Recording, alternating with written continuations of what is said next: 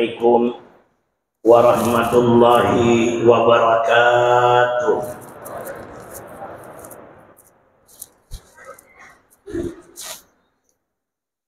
Ma'asyiral muslimin rahimakumullah. Inna yawmakum hadha la yawmun 'azim. Qadimullah wa syarrafan wa'atimu haqqa ta'zim. Waqad warada lin-nabi sallallahu alaihi wasallam qaddimu du'ayakum fa innahu ala sirati matayakum. Wa idza sa'ida qatibul mimbar wa syara'a fil khutbah wa la yatakallamanna ahadukum fasma'u khabara yawmil adha rahimakumullah. Fasma'u khabara yawmil adha rahimakumullah. Fasma'u khabara yawmil adha rahimakumullah.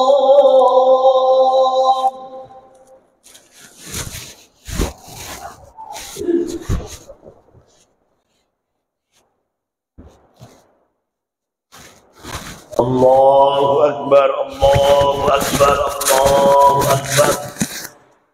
Allahu Akbar, Allahu Akbar, Allahu Akbar. Allahu Akbar, Allahu Akbar, Allahu Akbar.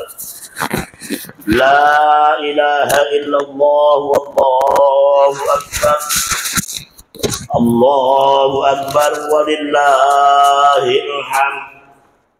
Allahu Akbar kabira walhamdulillahi katsira subhanallahi bukratan wa asila.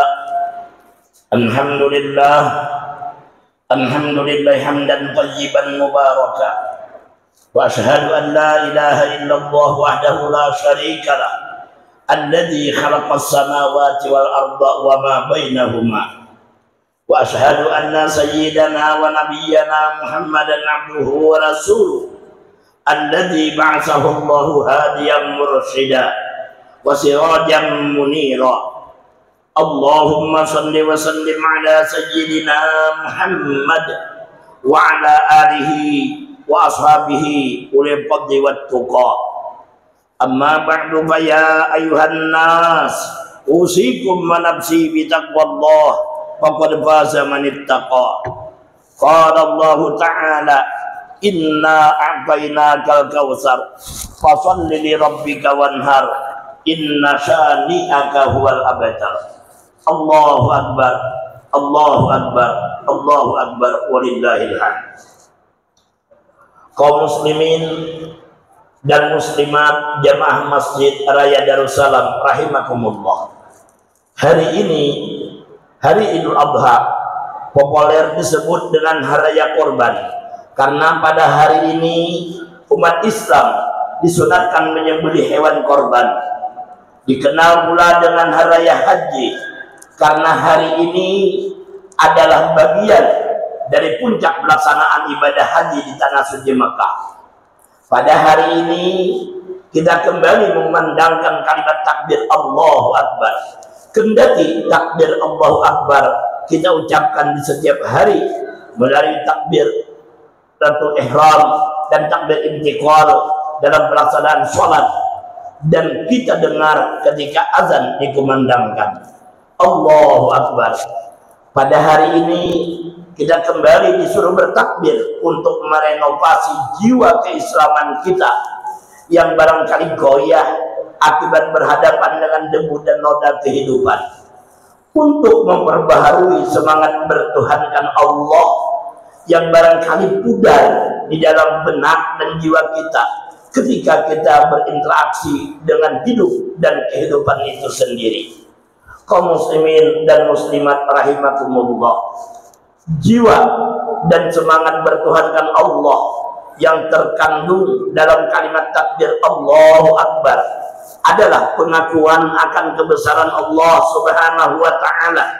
Kebesaran Allah Subhanahu wa taala sebagai Rabb, Tuhan pencipta alam semesta, atau disebut tauhid rububiyah, dan pengakuan bahwa Dia adalah satu-satunya ilah yang berhak disembah, atau disebut tauhid uluhiyah.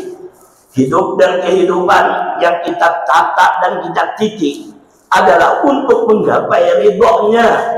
Inilah kata kunci dalam beridul adha. Untuk menggapai ridha Allah diperlukan pengorbanan, dan tidak jarang menuntut sesuatu yang paling berharga bagi hidup dan kehidupan seseorang. Idul Adha adalah visualisasi seputar rentetan peristiwa yang syarat ikhtibar dalam upaya mencari ridha Allah. Demikianlah beberapa ribu tahun yang lalu di Palestina, Nabi Ibrahim alaihissalam yang usianya sudah mencapai lebih 80 tahun dan istrinya Sarah juga berusia lanjut, belum lagi mendapatkan anak. Ibrahim tidak bosan-bosannya berdoa agar diberikan anak soleh yang dapat melanjutkan perjuangan menegakkan kalimat tauhid. Alangkah sedih dan pilu perasaan Sarah.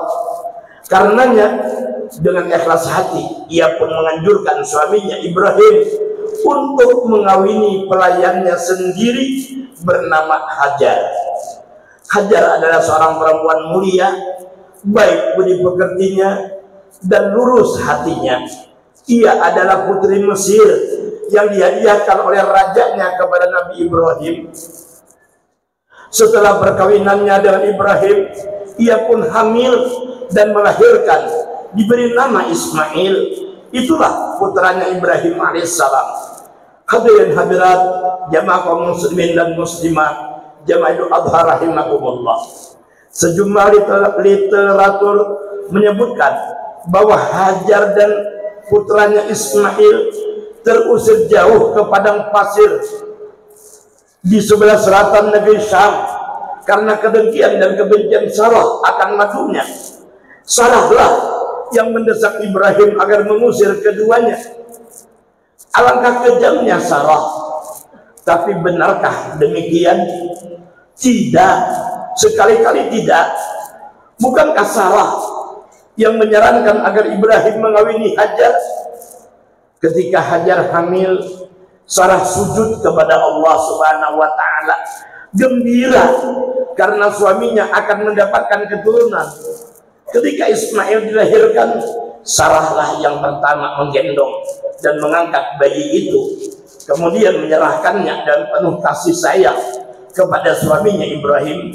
Sarah berkata, "Ibrahim, ini anakmu." Hadirin yang terhormat, mengapa Hajar dibawa dan ditempatkan di tengah-tengah padang pasir gersang dan sepi tanpa penghuni? Seorang pengarang Mesir bernama Abdul Hamid Daudah As-Saqqar dalam bukunya Muhammadur Rasulullah, beliau menjelaskan, lam takun baina Sarah wa Hajar muhasamatun wa lam tuhissa ghiratan min Hajar, kanat Saratu mu'minatan katalaqa awamir Allah radiyah wa qad jazaha Allah jazaa asyakirin fa wahaba laha Ishaqa wa hiya ajuzun aqim. Artinya, antara Sarah dan Hajar tidak pernah terjadi permusuhan. Sarah tidak menaruh cemburu kepada Hajar. Sarah adalah wanita beriman yang selalu menerima perintah Allah Subhanahu wa taala dengan penuh ridho. Allah Subhanahu wa taala pun mengganjarkannya dengan mengaruniakan seorang putra bernama Ishak. Padahal ia seorang wanita mandul. Hal itu sebagai balasan bagi mereka yang selalu bersyukur. Hadirin kaum muslimin wal muslimat, jamaah Idul Adha rahimakumullah. Ketika Hajar dan Ismail ditempatkan di tengah-tengah padang pasir, ia bertanya dengan penuh iba kepada Ibrahim, "Hendak kemana kau meninggalkan kami, wahai Ibrahim? Hendak kemana engkau meninggalkan kami, wahai Ibrahim?" Ibrahim tidak menjawab. Hajar bertanya kali yang kedua, juga tidak dijawab. Ibrahim menoleh pun tidak. Ia tidak mampu melihat buah hatinya tergeletak di tengah Sahara. Akhirnya pada kali yang ketiga Hajar bertanya, Allahu amaraka bihadza? Allahkah yang memerintahkanmu untuk melakukan semua ini? Qala na'am. Barulah Ibrahim menjawab, ya, betul, memang demikian. Mendengar hal itu, Hajar pun menjadi tenang. Biar maut mengelilingi dirinya, ia tetap menerima dengan dada yang lapang. Karena perintah Allah harus ditegakkan meskipun memerlukan pengorbanan yang besar. Ia pun berkata, idzan la yudayyi'anallah. Kalau demikian, Allah tidak menyia-nyiakan kami. Inilah jawabannya. Hajar dan Ismail ditempatkan di tanah dan tanah pilihan Tuhan dekat Al-Bait, rumah Allah yang dibangun Nabi Adam AS jauh sebelumnya. Adalah atas kehendak ilahi, Ibrahim alaihissalam berangkat meninggalkan keduanya. Alam hening membisu, membangkitkan rasa seram dan ngeri. Ibrahim terus berjalan meninggalkan anak istrinya. Ini semua dilakukan karena mencintai, mencari ridha Allah Subhanahu wa taala. Di kejauhan ia berdoa, Rabbana innani askantu min dzurriyyati biwadin ghairi dzi zar'in. Rabbana inni askantu min dzurriyyati biwadin ghairi dzi zar'in 'inda baitikal muharram. Rabbana yuqimu salata faj'al afidatan minan nasi tahwi ilaihim warzuqhum minas samarat la'allahum yashkurun. Artinya, ya Allah Tuhan kami, sesungguhnya aku telah menempatkan sebagian keturunanku di lembah yang tidak mempunyai tanam-tanaman di dekat rumah Engkau Baitullah yang dihormati. Ya Tuhan kami, yang demikian itu agar mereka mendirikan sholat, maka jadikanlah hati sebagian manusia cenderung kepada mereka, dan berilah mereka rezeki berupa buah-buahan. Mudah-mudahan mereka bersyukur. Hadirin kaum muslimin dan muslimat rahimakumullah. Di sini ada kata kunci yang harus kita petik. Apa yang diminta Ibrahim? Yang pertama sekali yang ia minta bukan agar anaknya dilindungi, tidak, tetapi ia minta agar anaknya diberi petunjuk bisa mendirikan sholat. Hadirin, Anda punya anak, pernahkah Anda meminta kepada Allah agar anak Anda diberi petunjuk bisa mendirikan sholat? Lebih jauh, adakah Anda mengajarkan anak mendirikan sholat? Bila anak Anda tidak tahu sholat, ia akan diseret ke dalam neraka. Ia pun berteriak, ya Allah, aku tidak tahu sholat karena orang tuaku tidak mendidik dan tidak membimbingku untuk sholat. Itu dia orang tuaku, ia lebih berhak engkau seret ke dalam neraka. Hadirin rahimakumullah, adakah orang tua kita termasuk kategori golongan ini? Bila demikian, barangkali di antara mereka ada yang sudah meninggal dunia. Kini jasadnya tergeletak di himpit bumi. Ia merintih dan menangis, ya Allah, kembalikan aku ke muka bumi untuk beramal soleh, mendidik anak keturunanku. Oleh karenanya pada saat ini mohonkanlah ampun kepada Allah Subhanahu wa taala. Ya Allah, ampunilah kedua orang tuaku yang tidak sempat mendidik dan membimbingku untuk sholat, dan tidak serius mengajarkan kepadaku siapa engkau yang harus aku sembah. Kaum muslimin wal muslimat rahimakumullah, tahukah Anda, sholat Id yang telah kita kerjakan ini adalah sunnah. Bila seseorang tidak melaksanakannya, ia tidak akan dihukum sampai diseret ke dalam api neraka.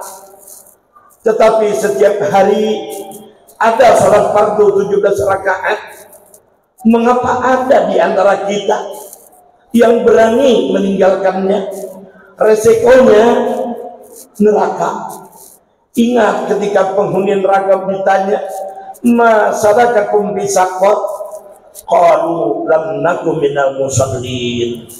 Apakah yang memasukkan kalian ke dalam neraka Saqar? Mereka penghuni neraka menjawab, kami dahulu termasuk orang-orang yang tidak mau mengerjakan sholat. Kaum muslimin wal muslimat rahimakumullah, karenanya dirikanlah sholat dan bawalah nilai-nilai sholat ke arena kehidupan. Lihat mereka yang terjerumus ke lembah hitam, terjerumus ke jurang perjudian, judi bengok atau judi kecil-kecilan berupa taruhan, judi buntut, miras dan narkoba, perkelahian dan pembunuhan serta perkosaan karena tidak mendirikan sholat. Saksikan mereka yang terjerumus kepada pencurian, rampok, korupsi dan kezaliman. Kenapa? Karena sholatnya tidak beres. Kalaupun sholat, orang itu tidak mampu membawa nilai-nilai sholat keluar sholat. Orang itu hanya taat di dalam sholat, tetapi maksiat di luar sholat. Sebenarnya Allah Subhanahu wa Ta'ala sudah menjamin dengan firman-Nya, wa aqimis sholata inna sholata tanha 'anil fahsya'i wal munkar. Dirikanlah sholat, sesungguhnya sholat itu mencegah dari perbuatan-perbuatan keji dan munkar. Surat Al-Ankabut ayat 45. Hadirin hadirat jamaah itu Adha Masjid Raya Darussalam yang dimuliakan oleh Allah. Allahu Akbar, Allahu Akbar, walillahil hamd. Sepeninggal Ibrahim, alam hening membisu. Beberapa waktu kemudian bekal habis dan air tidak tersisa. Panas terik pun membara. Sang bayi menangis meronta-ronta. Air susu sang ibu sudah kering. Hajar berlari ke bukit Safa, mencoba-coba mencari air. Ataukah di kejauhan ada orang yang bisa diminta pertolongan? Sejauh mata memandang, lautan padang pasir membentang luas tanpa batas. Hanya langit biru yang menghentikan pandangan mata. Gemuruh angin yang menambah seram keadaan. Hajar terus berlari ke bukit yang satu, yaitu Marwah. Pemandangan pertama kembali terulang, ngeri dan mengerikan. Hajar kembali ke bukit Safa, kemudian berulang sampai 7 kali. Terbayang di benaknya anaknya telah mati kehausan. Ia pun berupaya menengoknya, tetapi di luar perkiraan. Pembaringan sang bayi basah dengan air, dan air terus bertambah banyak. Hajar pun berkata, Zami, Zami, artinya berkumpullah, berkumpullah. Itulah dia, sumur Zam-Zam yang sampai sekarang masih ada menjadi saksi. Entah berapa juta manusia telah menyaut dan meminum airnya, tetapi tidak pernah kering. Allahu Akbar, Allahu Akbar, walillahil hamd. Hadirin, mencari ridha Allah memerlukan pengorbanan. Drama keluarga Ibrahim masih berlanjut. Ibrahim alaihissalam kembali menemui anaknya. Ternyata ranah dan tanah yang sebelumnya sepi tak berpenghuni kini telah menjadi sebuah negeri. Ismail sudah besar dan menjadi seorang remaja. Alangkah senangnya Ibrahim, tetapi cobaan Allah kembali datang. Ibrahim bermimpi menyembelih anaknya berkali-kali, dan ia tahu dan sudah merasa yakin bahwa itu ada perintah Tuhan. Qala ya bunayya inni ara fil manam anni azbahuka fanzur madza tara. Ibrahim berkata, wahai anakku Ismail, sesungguhnya aku melihat dalam mimpi bahwa aku menyembelihmu. Maka pikirkanlah apa pendapatmu wahai anakku. Qala ya abati fa'al tu'mar satajiduni insyaallahu minas sabirin. Dia menjawab, wahai bapakku, kerjakanlah apa yang diperintahkan kepadamu. Insya Allah kamu akan mendapatkanku termasuk orang-orang yang sabar. Quran surat As-Saffat ayat 102. Hadirin, Ibrahim dan Ismail berangkat ke satu tempat yang bernama Mina. Keduanya sudah siap untuk melaksanakan perintah Tuhan. Ismail siap mencari ridha Allah Subhanahu wa Ta'ala dengan mengorbankan sesuatu yang paling berharga, yaitu nyawanya.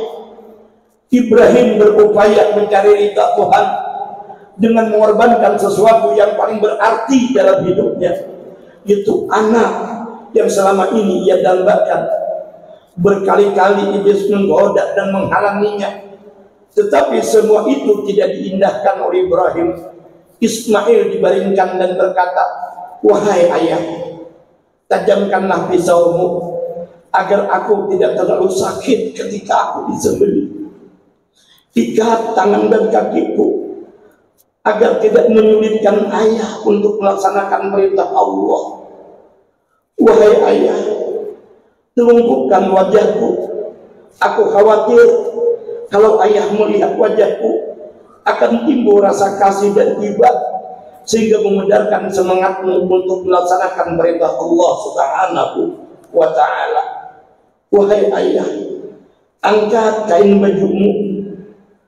Aku takut kalau kena darahku sehingga menjadi tanda tanya bagi ibuku. Darah apakah itu? Lepaskan bajuku wahai ayah, untuk ayah serahkan kepada ibu agar ia bisa menciumnya sebagai pengganti diriku. Barangkali dapat mengurangi kepedihan hati yang menimpa ibu. Hadirin sidang Idul Adha yang dimuliakan Allah, inilah Ismail, anak yang telah ditimpa dengan iman dan takwa, rela mengorbankan nyawa untuk menegakkan perintah Allah dan mencari keridhaan orang tuanya. Hadirin, kalau boleh kami bertanya, bagaimana anak-anak kita? Di antara anak kita ketika menghentikan permainan layang-layang di muka masjid karena waktu sholat telah tiba, berani menjulurkan lidahnya kepada orang tua ketika disuruh mematikan TV, hentikan main HP, main TikTok, game dan lain sebagainya, karena waktu sholat telah sampai. Ia pun berani menggerutu dan membelalakkan matanya ketika disuruh berpakaian Islami. Ada yang berani menghentakkan kaki dan mencibir orang tuanya dan perkataan kolot ketinggalan zaman. Ini ada di antara anak kita, kendati tidak semua. Demikianlah jika seorang anak yang hanya dicerdaskan IQ-nya saja, tetapi tidak dicerdaskan emosi, hati dan perasaannya, apalagi superioritas atau jiwanya. Hadirin, pisau diletakkan di leher Ismail. Keduanya betul-betul pasrah untuk memenuhi perintah Allah. Peristiwa ini diabadikan dalam Al-Quran dengan indah sekali. Falamma aslama wa tallahu lil jabin wa nadainahu ayya Ibrahim qad saddaqta ru'ya inna kadzalika najzil muhsinin inna hadza lahuwal bala'ul mubin.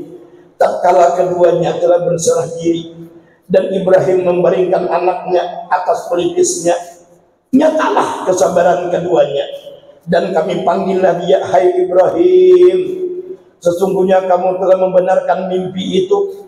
Sesungguhnya demikianlah kami memberikan balasan kepada orang-orang yang berbuat baik. Sesungguhnya ini benar-benar satu ujian yang nyata. Inilah surah baik dari Allah Rabbun Jalil yang maha bijaksana. Seakan-akan ia berkata, Ibrahim, cukup Ibrahim, aku sudah tahu keikhlasanmu dan keikhlasan putramu Ismail untukku. Bukan anakmu yang kau sembelih, tetapi kecintaanmu kepada anakmu yang melebihi daripada mencintai aku, itu yang harus kau sembelih. Ismail ditebus dengan seekor kibas. Wafadainahu bidabhin azim wa tarakna 'alaihi fil akhirin. Dan kami tebus, kata Allah, anak itu dengan seekor sembelihan yang besar. Kami abadikan untuk Ibrahim itu pujian yang baik di kalangan orang-orang yang datang kemudian. Quran surat As-Saffat ayat 107 sampai 108. Inilah cerita Al-Quran untuk kita ambil ikhtibar. Wahai pasangan suami istri, Anda berkeluarga, wahai para remaja dan mahasiswa, Anda belajar dan menuntut ilmu, wahai para buruh dan pekerja, Anda bekerja, Anda berusaha, para guru dan cendekia, dan bahkan para ulama, Anda mengajarkan ilmunya, para pejabat dan pegawai negeri, Anda berdedikasi dalam mengatur negara dan umat, wahai para pedagang dan para ekonom, Anda memutar ekonomi dan berbisnis, wahai orang tua, Anda mencari rezeki, para politikus, baik di tingkat pusat maupun di tingkat daerah, nasional maupun lokal, Anda berpartai, Anda berpolitik. Adakah semangat berkorban untuk menegakkan perintah Allah di jiwa Anda dan dalam kehidupan kita sebagai umat beriman kepadanya? Jika kita menginginkan generasi yang kuat para jemaah, maka jadilah kita orang tua yang taat kepada Sang Pencipta Allah Subhanahu wa Ta'ala. Ingatlah, ketaatan kepada orang tua adalah bagian dari ketaatan kepada Allah Subhanahu wa Ta'ala selama bukan bermaksiat kepada Allah. La ta'ata li makhluqin fi ma'siyatil khaliq. Allahu Akbar. Terakhir, marilah kita berdoa bersama. Ya Allah, pada hari yang mulia ini, berkenan kiranya Engkau memandang kami dan mendengarkan doa kami yang pada gilirannya memperkenankan damba dan pinta kami. Lihatlah ya Allah, inilah para hamba-Mu beberapa saat yang lalu melaksanakan salat Id, bersimpuh di hadapan-Mu. Lihatlah ya Allah, inilah kami para hamba-Mu yang telah Engkau ciptakan dan Engkau beri nafas, yang telah Engkau sediakan air dan telah kami minum, yang telah Engkau tumbuhkan beragam tumbuhan dan telah kami makan, yang telah Engkau hamparkan bumi yang luas dan kami telah berjalan di atasnya, yang telah Engkau ciptakan alam semesta sebagai pertanda kebesaran-Mu untuk direnung dan dipikirkan, dan sekaligus sebagai nikmat untuk mempermudah kami beribadah kepada-Mu. Tetapi ya Allah, inilah para hamba-Mu, ada di antara mereka yang alfa dan sering melupakan Engkau.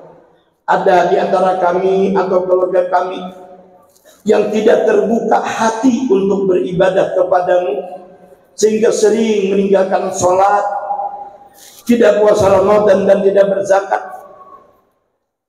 Ada di antara kami atau keluarga kami yang terjerumus ke lembah kemaksiatan, barangkali zina dan semisalnya, atau terjerumus judi buntut, sabung ayam, tipu dan zalim karena keserakahan kami akan harta dan kekayaan, atau karena tidak tahu dan tidak punya cara untuk mencari rezeki yang halal sesuai yang Engkau gariskan. Ada di antara kami yang tidak sempat mendidik anak sehingga mempunyai keturunan yang hanya menjadikan bumi menjadi sesak dengan kemaksiatan dan keonaran karena terjerumus mengonsumsi miras, narkoba, sabu-sabu dan yang semisalnya. Ada di antara kami yang hanya sibuk mengejar pangkat dan jabatan sehingga sikut menyikut dan bermusuhan dengan sombong dan takabur, dengan bohong dan fitnah, tanpa sempat memikirkan tegaknya syariat Engkau. Ya Allah, di atas mimbar yang mulia ini, hamba yang taib sebagai khatib berdoa yang diaminkan oleh semua yang hadir ini, tunjuki kami jalan yang lurus dan Engkau ridhai, sehingga kami dapat beribadah yang benar dan dapat menegakkan syariat-Mu yang selama ini tidak kami hiraukan. Bukakan kiranya hati kami yang selama ini tertutup dosa kemaksiatan untuk taat kepada Engkau. Bila khutbah ini berakhir ya Allah, tidak ada satu orang pun di antara kami melainkan telah Engkau ampunkan segala dosa dan Engkau bukakan pintu hidayah, sehingga langkah dan perjalanan kami selanjutnya tiada yang kami perbuat melainkan ibadah kepadamu, dan tidak ada yang kami pikirkan melainkan upaya mencari keridhaan-Mu. Ya Allah, berilah kami petunjuk seperti Engkau menunjuki orang-orang yang telah Engkau beri petunjuk. Ya Allah, ampunilah kami sebagaimana Engkau telah mengampuni orang-orang yang Engkau ampuni. Ya Allah, lindungilah kami seperti Engkau telah melindungi orang-orang yang telah Engkau lindungi. Ya Allah, berilah keberkahan kepada kami seperti Engkau telah berikan kepada orang-orang yang Engkau berkahi. Berilah kemuliaan kepada para ulama dan umara kami. Berilah kami pemimpin yang dapat membawa kami kepada ibadah untuk-Mu. Berilah kami pemimpin yang dapat membimbing kami hidup sejahtera, adil dan makmur. Berilah kami pemimpin ya Allah yang beriman dan bertakwa, takut kepada Engkau dan meninggikan syiar Engkau. Jadikanlah orang-orang yang kaya di antara kami menjadi orang-orang dermawan yang peduli kepada umat sesamanya, keluarga, kerabat dan jiran tetangganya, lebih-lebih orang tua mereka masing-masing. Jadikanlah fuqara dan masakin di antara kami menjadi orang-orang sabar dan tabah, tidak putus asa dan suka mengeluh, dan berilah mereka jalan keluar untuk menghadapi hidup dan kehidupan mereka sehingga terjauh dari hutang, tidak menjadi hina orang yang menjadikan Engkau sebagai pelindung, dan tidak menjadi mulia orang yang memusuhi Engkau. Inilah khutbah doa yang dapat kami sampaikan. Semoga Allah mengabulkan doa kita dan membimbing kita ke jalan yang diridainya, seperti mana Allah menerima korbannya Nabi Ibrahim. Mudah-mudahan Allah menerima ibadah haji yang sedang dilaksanakan oleh saudara-saudara kita di kota Mekah, dan menerima korban kita, baik pun menyembelih korban di hari raya maupun korban apa saja untuk bangsa dan agama. A'udzubillahi minasyaitonir rajim. Inna a'tainakal kautsar fasholli li rabbika wanhar inna syani'aka huwal abtar. Barakallahu li wa lakum bil Qur'anil azim wa nafa'ani wa iyyakum bima fihi minal ayati wa dzikril hakim wa taqabbal minni wa minkum tilawatah innahu was-sami'ul 'alim. Aqulu qawli hadza wa astaghfirul 'azim li wa lakum wa li sairil muslimina wal muslimat wal mu'minina wal mu'minat fastaghfiruhu innahu huwal ghafurur rahim. Allahumma shalli wa sallim wa zid wa anfa tabarak wa barik li jalalika wa kamalika ala ashrafil ibadik sayyidina wa maulana Muhammad wa kulli sahabati Rasulillah ajma'in.